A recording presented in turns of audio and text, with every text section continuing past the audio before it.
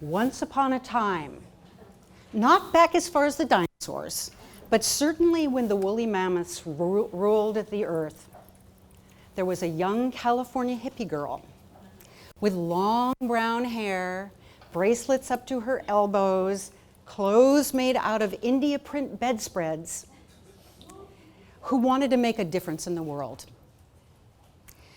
And she thought, let's blur her out at this point so you don't keep making the comparison. By the way, the good news is I grew cheekbones as I got older, so that was a good thing. She thought that her newly minted UCLA MBA was going to be all that she needed to succeed in the business world.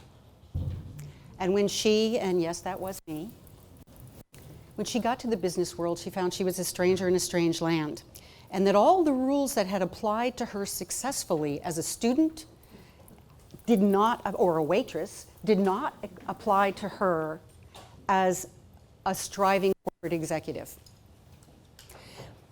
But I was very lucky. I was a real good student. I'm smart, I'm ambitious, I care about things, and I listened, and I had great mentors. I was very fortunate in the people that helped me.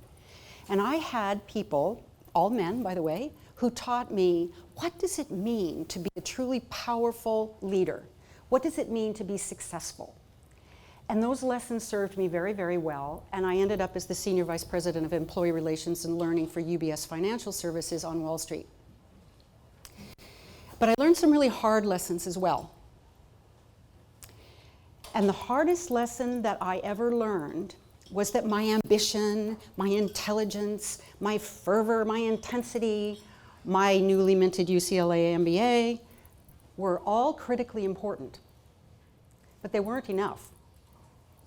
Because what I found was that I saw brilliant ideas.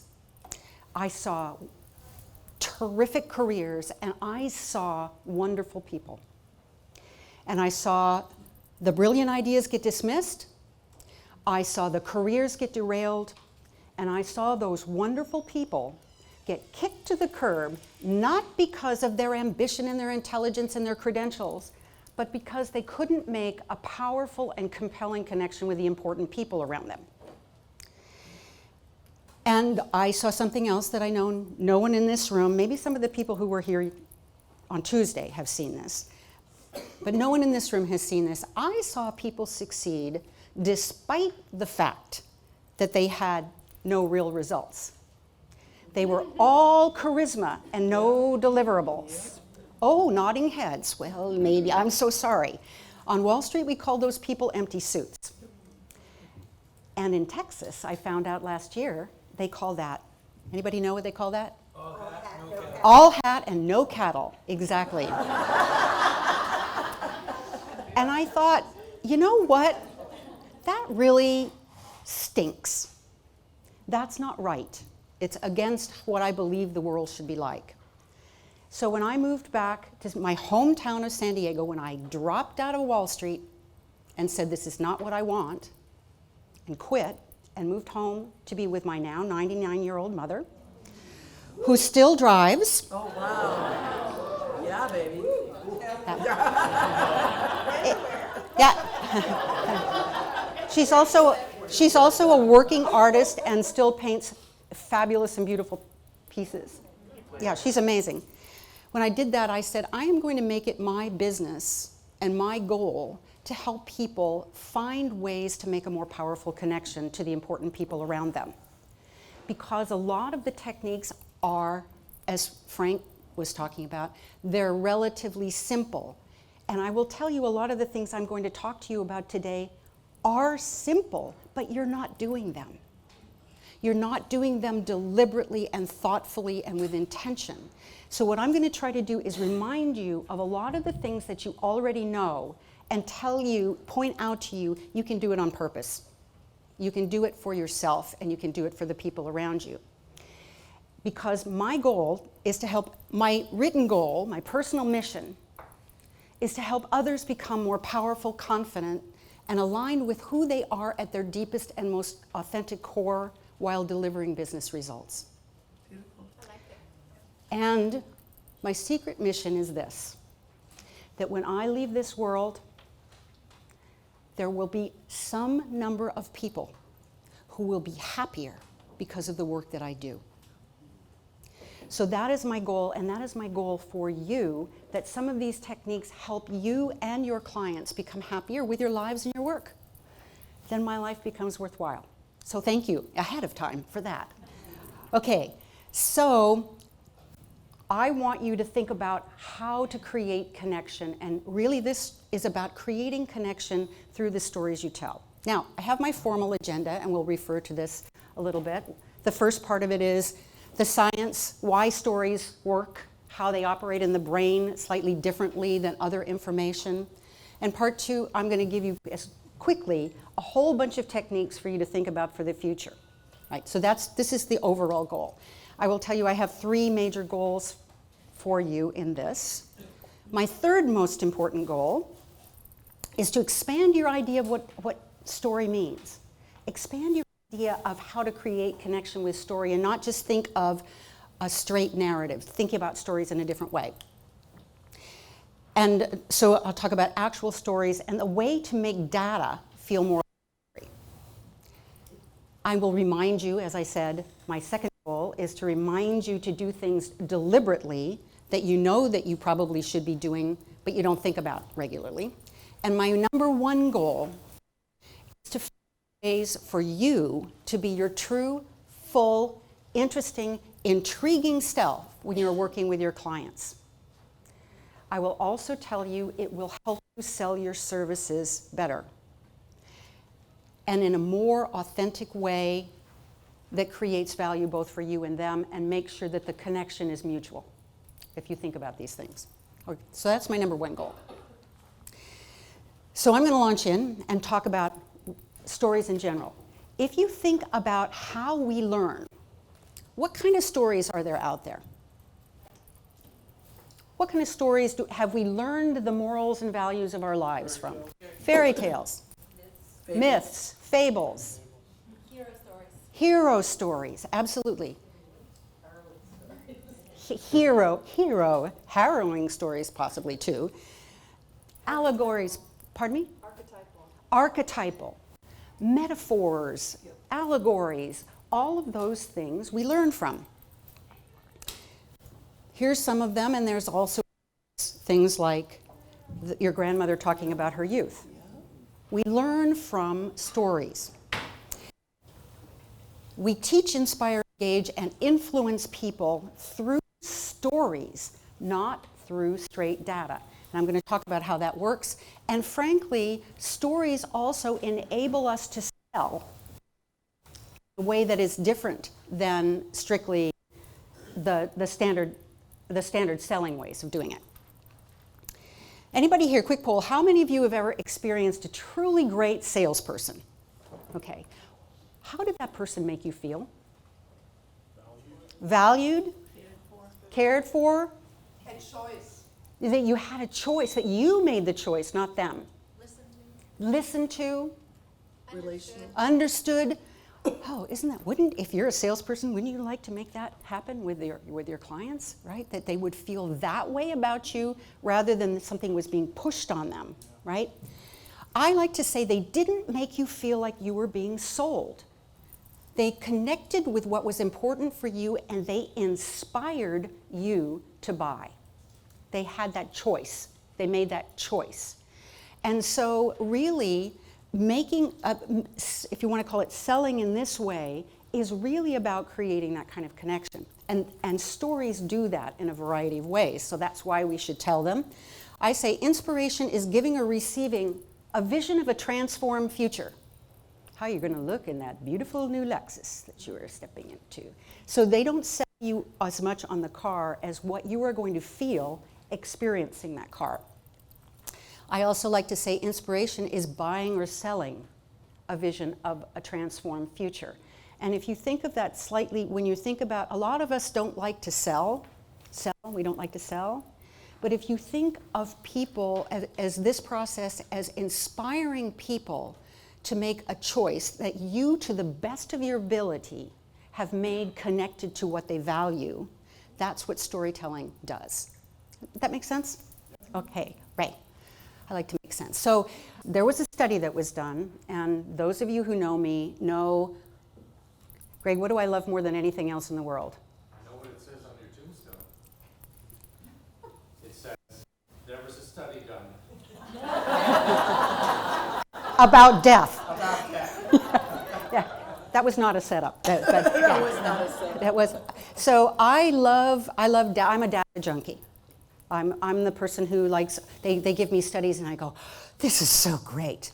There was a study done on the effect of political scandal on what people remembered about candidates.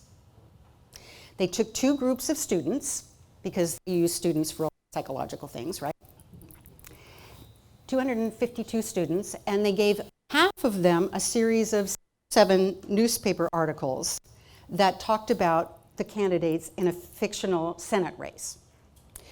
They gave the other group a set of articles with all the same information, some of them the same articles, but they replaced 2 with articles about a salacious affair that one of the candidates had supposedly had with a younger junior aide. And I always say, which of course never happens in real life. And then they went back 2 weeks later to check and see what the people remembered about where the candidates stood on the issues and what were the details and facts. What do you think their hypothesis was? Folks with the salacious would be lower, less appealing principles or sayings. Yeah, they thought that the salacious affair would overshadow all of the other data, right? And that people would remember the sexy stuff, but they would not remember the data. What they found was different. What they found was that the people who got the story, it was like a node was created in their brain with neuronal connections that caused people to remember everything better. Everything. And the current theory is that stories which inspire an emotional response, like a salacious affair, has lots and lots of potential responses in there, causes other data to link up to it in the neuronal connections of your brain more easily and more firmly. Okay? So that's another reason to tell stories, because people remember things better when they have that sticky story to go on to. Okay. So most of us here probably have a general idea of the brain structure. Just as a fast thing, I like to do anybody seen the power salute brain model? Some of you are nodding, some of you are saying, what are you talking about? I'll just show you. So everybody take your hand like this. This is also called a kinesthetic learning device for those learning people in the room. Imagine, put your finger here and imagine that's your spinal cord.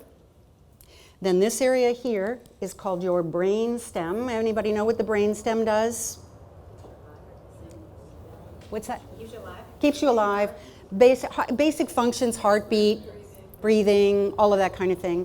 Then there's something here we'll call loosely the limbic system. It's not really a system, but it's a conglomeration of organs that are all kind of next to each other. You can put your thumb inside if you want to think about that as the amygdala, which is the emotional center of the brain. And then over the top of it is that wrinkly layer called the cerebral cortex, right?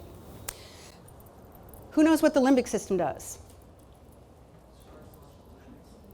Emotions. It basically, I like to think of it as acting as the gatekeeper to the cerebral cortex. So it decides what is important enough for you to think about consciously. It processes thousands of pieces of data at once, unlike the cortex, which I think is 6 or 7 or 10 maybe. I don't know what the number there. I'm sure there's a brain person in the room who can give us 7. Yeah. Well, and I always thought it was 7, and there's part of the reason why telephone numbers are, it's easy to remember 7 numbers, but you go to 8 and then you get confused. So that part of the brain is the importance calculator of the brain. What's important enough for you to think about consciously? Because that is a pre-conscious part of the brain. That's where habit sits. That's where emotional response sits. That's where reactions sit for the most part. And then you have this, like many people use the metaphor of a rider on a horse or a rider on an elephant, that is the overseer that analyzes the past, predicts the future, thinks about things logically, language, all those sorts of things. Very general. I know that it is a simplification of how the brain works to you, the brain researchers, but for our purposes, hopefully this will work. Now, the way that information comes to you to react to generally is in order, for the most part. What does that mean? Where does it go first? Where is it first? Information from the outside comes in from your senses, goes through the nerves that go into your brain, your spinal cord and optic nerve and all those things. Goes into the brain, then where does it go? It goes to the amygdala, it goes to the limbic system in general. Where it is processed for, is this important enough for you to pay attention to consciously? Fight or flight, fight, flight, freeze. Actually, there's a fourth one now, which is, pardon me? No, attach. Attach is the tendency for you to grab onto another person or reach out to another person when you have an emotional response. And it's what makes the drowning response dangerous. And some of the things that I have read in the studies that I have read suggest that it may come from our pre-ancestors who may have been arboreal, or might be just to keep the baby from falling off the mother. We don't know. But there's that one there. So those are responses. And then eventually it gets to the neocortex and the cerebral cortex for you to look at consciously. Does anybody know approximately how long it takes to get from the outside world through the brain limbic system into the cerebral cortex? 0.02 to the cerebral cortex. So what I have read, and we can maybe argue about this later, is that number is to the limbic system. But there's a gap of between, what I've been told, 1.75 to 3 seconds for it to get to the conscious part of the brain. And I also say with some people it never gets there. Yeah. So thank you. I'll get more data from you later because I love data, so please, yeah. So that means, imagine yourself, how many of you have not been to New York City? Oh, good. Okay, so you're going to have to pretend on something else. So imagine you're in New York City, and you're on this corner of 79th Street and Broadway, and you're about to step in front of the street with the light, because you're not jaywalking like the rest of the New Yorkers. You step into the street, and all of a sudden, whoosh, around the corner comes something. What do? You jump back, right? You jump back, you have a reaction, you jump back, and then you go, taxi cab, those New York cab drivers, and you have a process of thinking about it. That's kind of an example or a metaphor for the difference between where the limbic system timing and the cerebral cortex timing. Because react first and analyze later saved your ancestors. Because if you had stood around like somebody else was kind of talking, going, "Ooh, is that a saber-toothed tiger or a bush? Let me see, shall I jump?" And you thought about it consciously, would that person be your ancestor? Probably not. Okay. Pardon me? We wouldn't be born. We wouldn't be born, exactly. Exactly my point. So we have in our processing, react first, analyze later. What I think of in terms of storytelling, and this is not rigorous data, so please don't define the words by psychological rigorous data. These are common language ways of thinking it. Reactions, for the most part, are emotionally driven.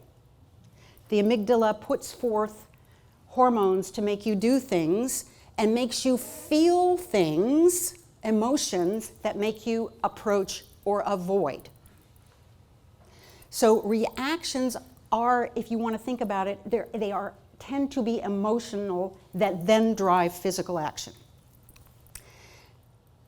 We are not thinking beings who happen to be emotional. We are emotional beings who happen to think, said the super smart neuroscientist Joseph Ledoux. So we have emotions first and then thoughts. That's the order. Your brain does not sort information by chronology. Your brain sorts information by importance for the most part. How does it decide what's important? Values. From your values. Safety. What has the most emotional charge? What has the most emotional charge to it? Safety, yeah. I like to think of it as three ways, three main factors. Events that happen to you for the first time. There's also a recency factor that I don't have in here, but events that happen to you for the first time are more memorable than when they've happened for the 15th time. You know. Events that are repeated obviously build up those neural pathways, and then events that create a strong emotional response, just as you said over here. So that strong emotional response makes things memorable. The first time I ever pick a thing, you remember that event much more, partially because it's first time and partially because it caused you to respond emotionally.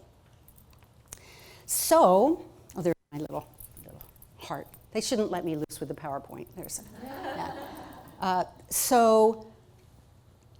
Stories have a tendency to make you feel something, and stories create emotional hooks to data, just like I talked about with the salacious affair in the newspaper article, right? So the reason to tell stories is because they create emotional hooks to the data in the limbic system.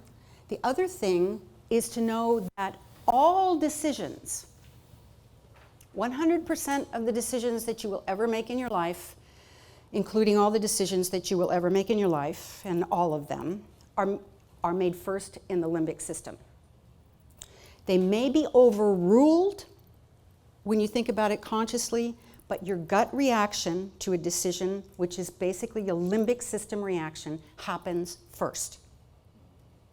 So all decisions are essentially emotional because they're based on the feeling that is created in that part of your brain. And again, this is a little simplistic in terms of a model, but you get the idea. They also, here's my sunglasses,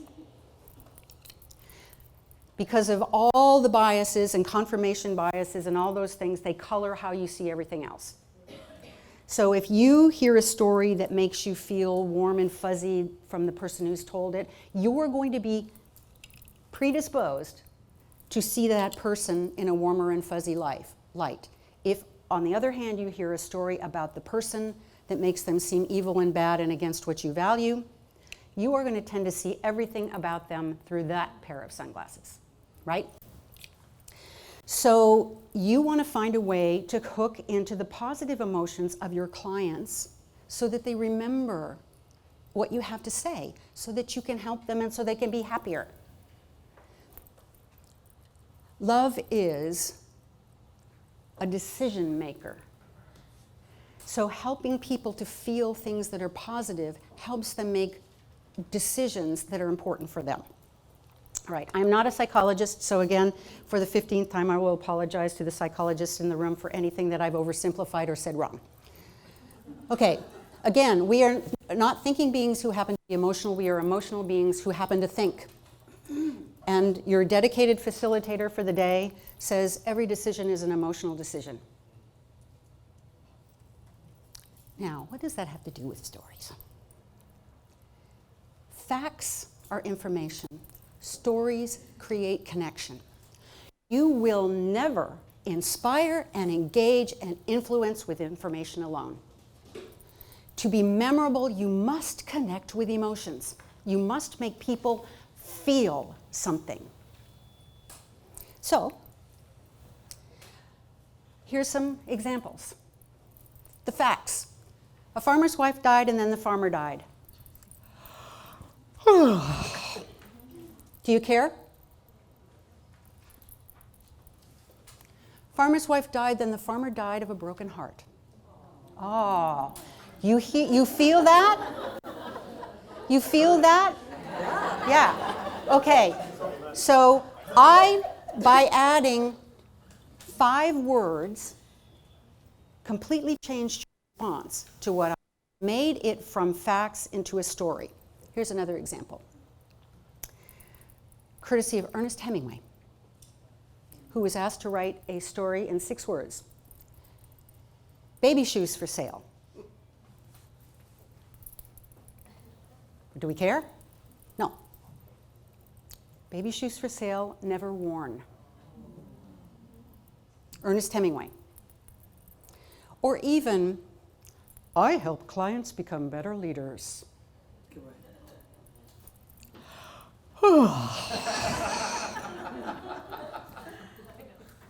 I help clients find a way to inspire others while remaining true to their deepest self. More, right? There's more that you can have in there, but as an example, this talks about a whole bunch of concepts that relate to storytelling. All right. Arguments really shift intuitions. It's through stories that we revise our sense of what's natural. Stories are intuition pumps. Quoting super smart consciousness researcher Daniel Dennett in a New Yorker magazine article. I love super smart people. That's one of the reasons I love MEECO, by the way, because there are so many super smart people. So with that as the grounding, I'm going to talk about stories and how you can think about data and stories in a slightly different way in order to introduce yourself to intrigue and connect with and influence others, ways to help data feel like a story, to engage intention, influence understanding, link to values, and guide decision making. Because ultimately, is there anyone in this room who doesn't want to help their clients make better decisions? So doing that in part has to be how you help them feel things, how you help them uncover their own feelings. This part is mostly about how you make them, make them feel things or help them to feel things, and less about how they go out on their own. So this is for the coach side of it. So introducing yourself to intrigue and connect. Okay, first of all, a lot of you don't think about there's 2 overlapping skill sets in presenting data, making presentations, presenting yourself even. The first part is presenting data. And the purpose of presenting data is to help people be informed, created, you have the goal of informed understanding of information. The overlapping part of it is presenting yourself. And there, your goal is to connect and inspire belief in you as the distributor of the data. And if you want to be a great presenter, you have to do both of these things. Most of you don't spend enough time thinking about this part. So, in my experience, some of you do. There's some great people in the room who do that. And so when your client says, so what can you tell me about yourself? Or you say, so would you like me to tell you about myself? Most of you launch into something that ends up feeling like this to your clients. Blah, blah, blah, blah, blah, blah. They don't hear it because it isn't geared to them and the things that are important to them. You don't make them feel something. So I recommend, this is an action for you, is think of something interesting and intriguing about yourself. Frank has started introducing people with stories about the people. Isn't that an interesting way? Isn't that a nice way to be introduced? Yeah. And then loop it back to how that connects to what you're doing about them. And by the way, I'm assuming you've already had conversations with them and gotten to know them a little bit before you're launching into telling them everything about yourself, we hope. Here's some. Well, let's see. I'm a Wall Street dropout, a professional singer, a brain hobbyist, and a person who likes to work my work way too much to retire quite yet, even though I am old. All this connects to what I do now, etc. Because all of this does connect to what I do now. Here's another one. I started my career thinking I'd be a professor and maybe the great American novelist. I didn't quite get there, but in a way, it's surprising how close I ended up. Let me tell you about how I got there. Is that a more interesting way to talk about it than, well, my first job out of graduate school was blah, blah, blah, blah, blah, blah, and we go into that narrative form. I have another example. Greg. I'm Greg Ward. I've actually lived 4 different lives. In my first life, I was a professional actor, writer, director, and producer in New York and in London. In my second life, I was a specialist trainer for the New York City Police Department. In my third life, I was a freelance journalist on assignment throughout Europe for BBC Radio and other UK media. I got to cover the fall of the Berlin Wall. And in my latest life, I do what I do now, which is serving major corporations and federal government, providing consulting, speaking, training, and executive coaching. But the toughest job of all I do is Little League umpire, where I found that the children on the field tend to behave like responsible little adults, and the adults in the stands tend to behave like irresponsible little children. Thank you very much.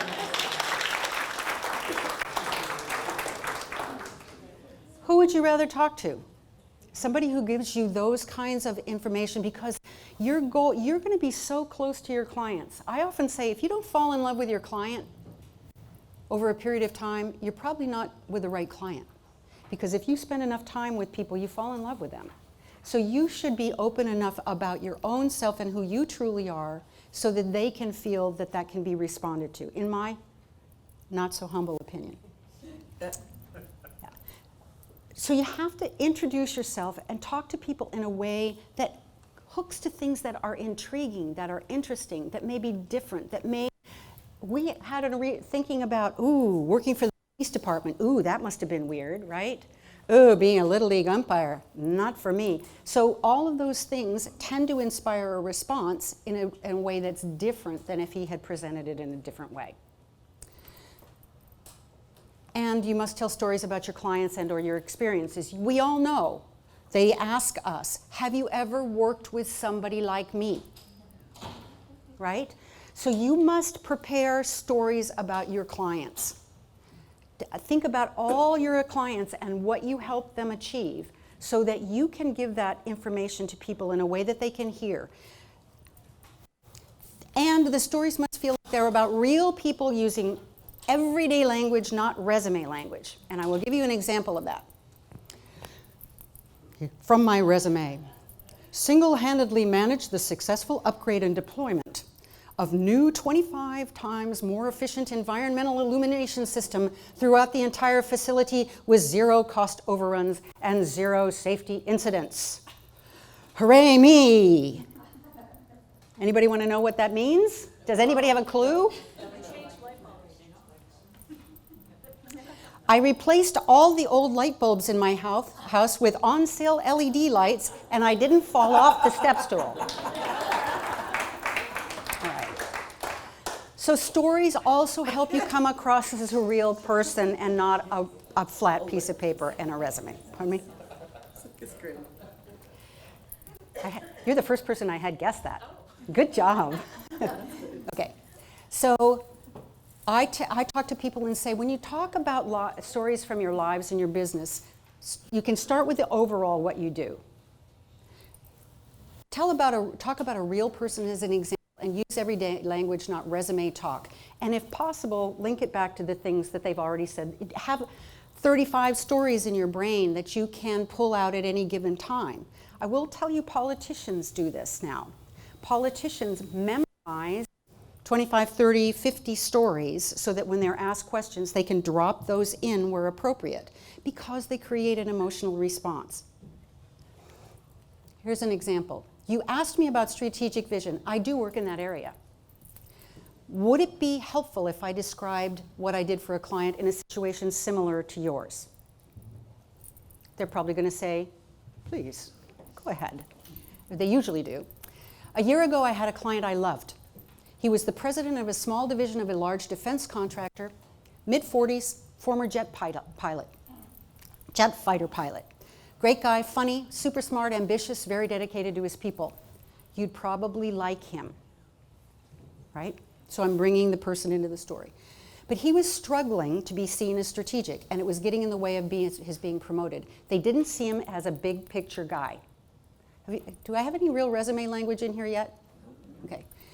What we did was, and then I would explain what it was that we did. As a result of our work, he was able to change how he was seen and was promoted to running a much larger division. This was great, but the real payoff for me was that he wrote me a note recently saying, "I couldn't have done it without you, and I am so thankful." Well, I'm proud to have had him as my client. So this is a real story that I have told. And with luck, you had some feelings about what was happening and some connections to what I'm talking about here. And you can see me as much more of a real person that maybe you could talk to, which is my real desire, is to be the kind of person that people want to talk to.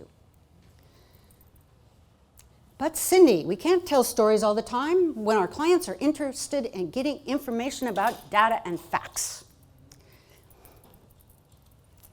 That was the question that some of you have in your head, I know is there. So I'm going to talk about some very quick ways to make data feel like stories.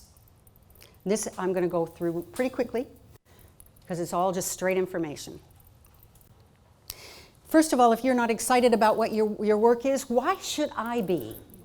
Said any random client. Another one of my favorite sources of great quotes.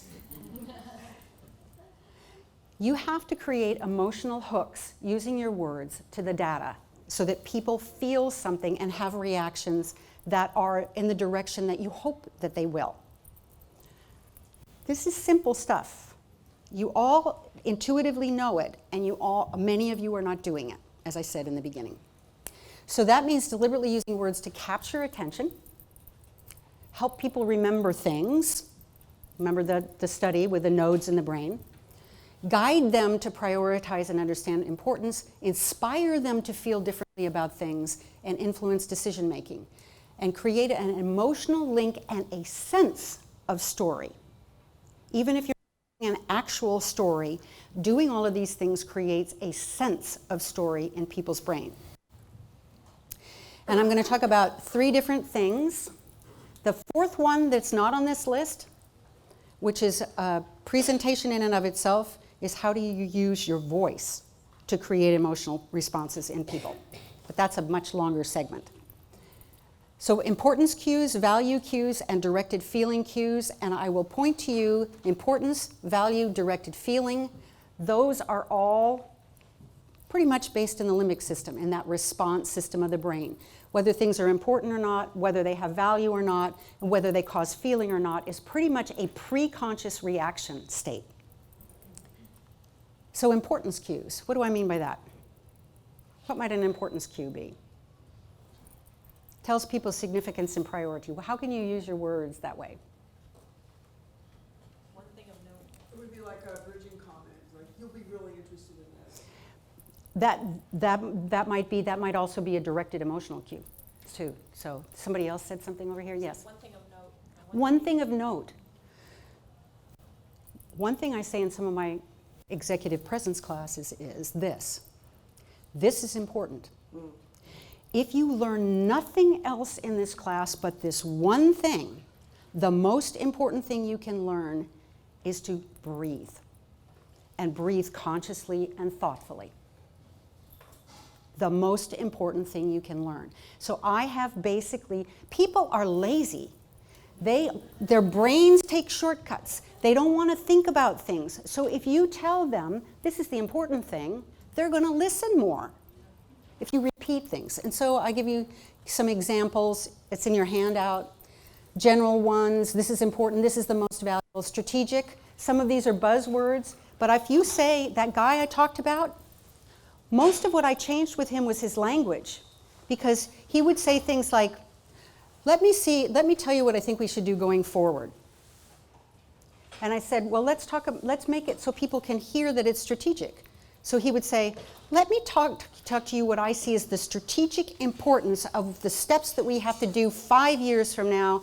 And I'm going to start with the 30,000-foot view, and then I'm going to tell you the action items. So he said exactly the same things, but he added language that caused other people to hear him, those cues. So here's some examples. I'm not going to go through them all. I will also say using strategic big picture words tends to make people think of you as strategic even though they're buzzwords. I will also tell you that I believe, no research, I believe that if you start thinking in adding these kinds of words in, you will become better at prioritizing and a better strategic thinker because you'll cue yourself as well. Okay. Here's an example. Would you like to talk about the implications of this thinking?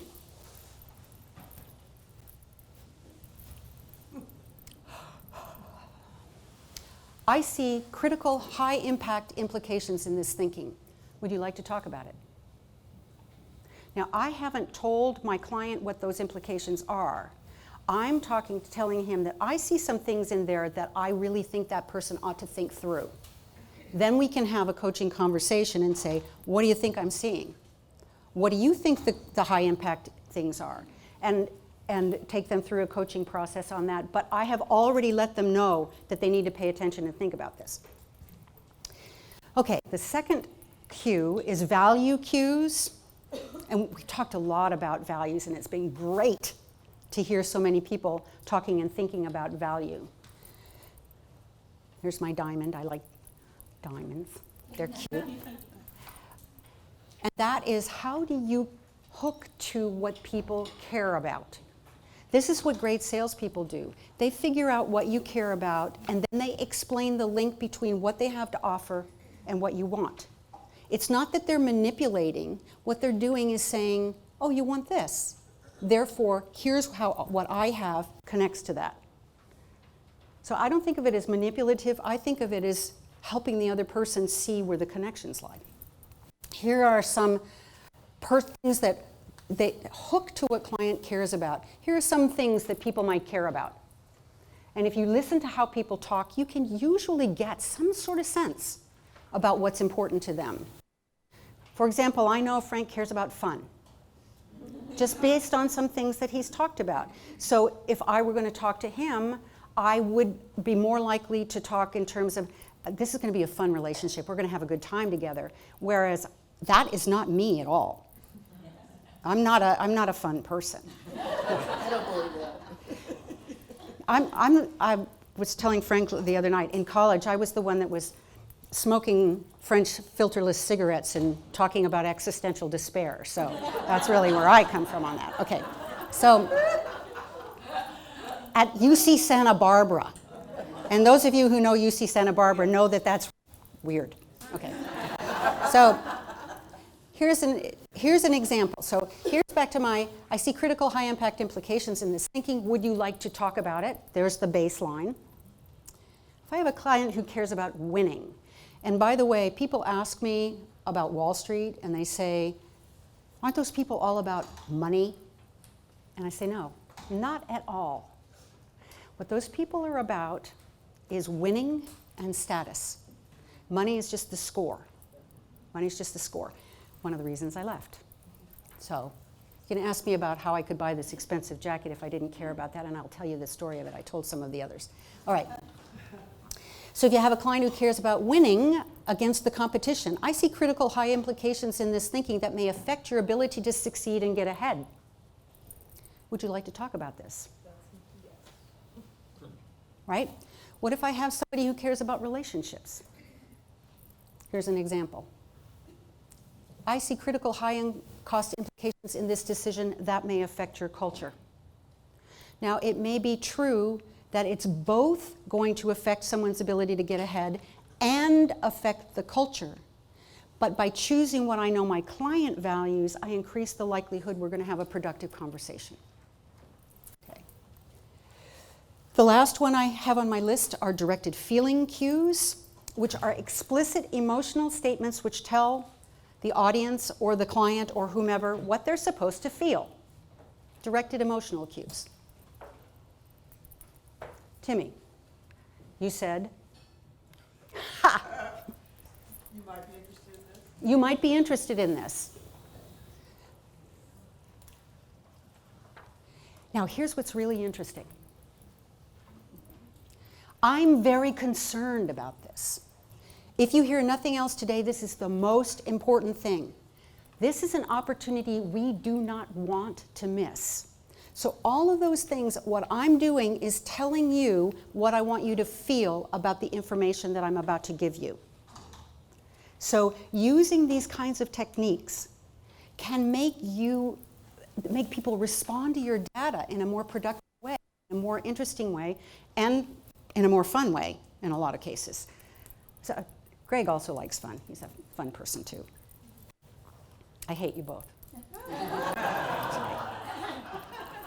Okay, so these are 3 different kinds of cues that you can use to construct communication with the people around you to create a more powerful connection that allows the coaching process to go forward. So you can have some of those deeper conversations and some of those using some of the wonderful techniques that you've heard about.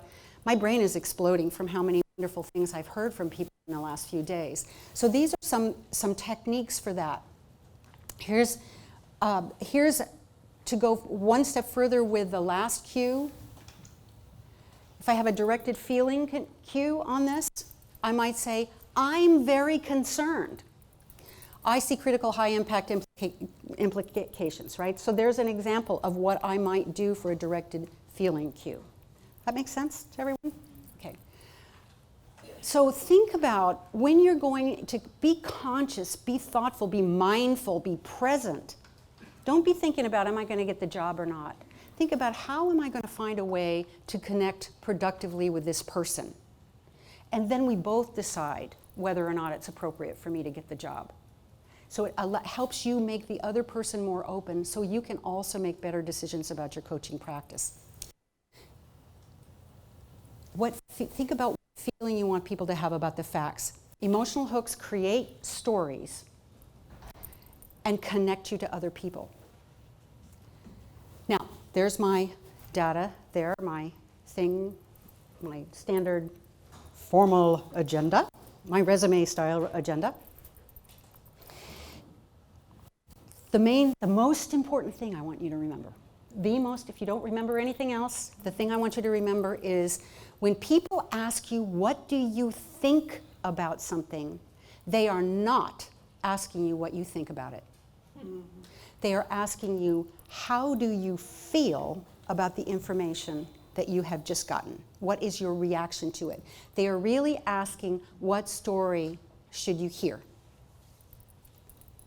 So think about stories and the stories that you can tell. All right, I've done now a race through.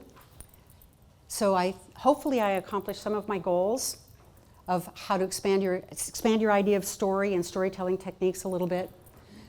Make you think about being deliberate about all of these things and doing them on purpose.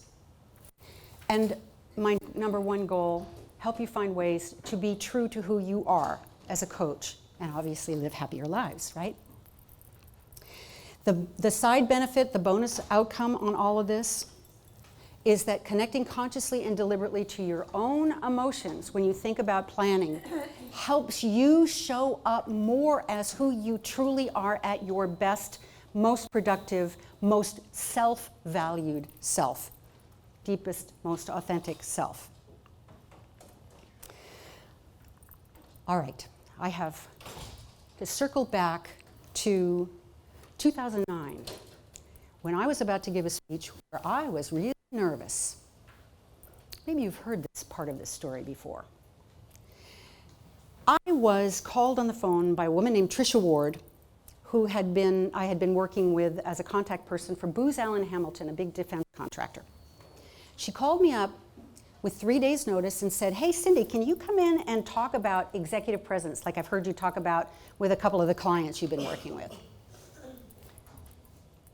at this luncheon that I have for 300 people for Women in Defense San Diego. And I said, sure. I haven't given a talk on that, but sure, I can put something together. And I said, who's going to be there?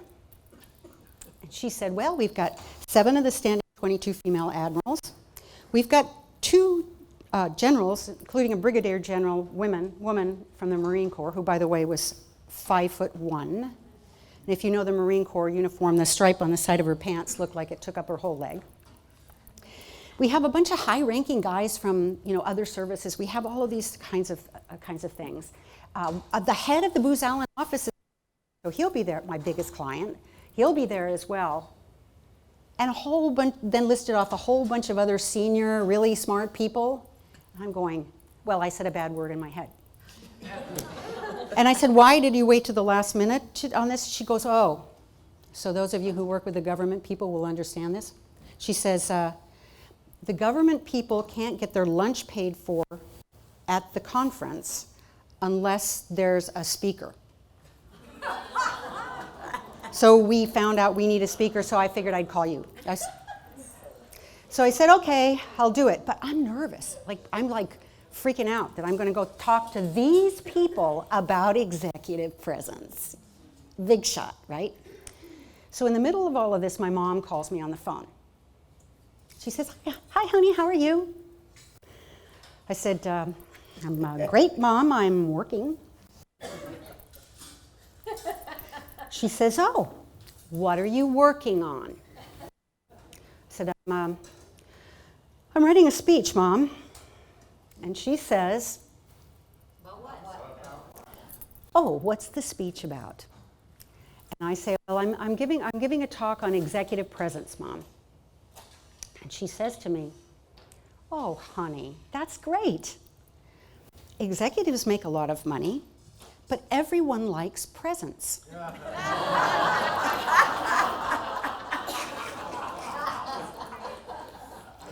Swear to God. Yeah, and I went, and she said, are you there? And I said, yeah, and she goes, oh, you're not talking about that kind of presence. Because she knows what I do. She just spaced. And I said, no, Mom, I'm not. And she said, and we laughed about it, and we've laughed about it since then. But I got to thinking about it, and I thought, you know what? She's not really that far off. Because we all owe it to ourselves and to the world to be the gift of our best selves in every moment that we can possibly do.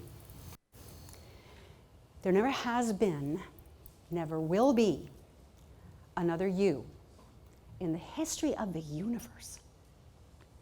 And if that unique voice is lost, what a shame. So have courage.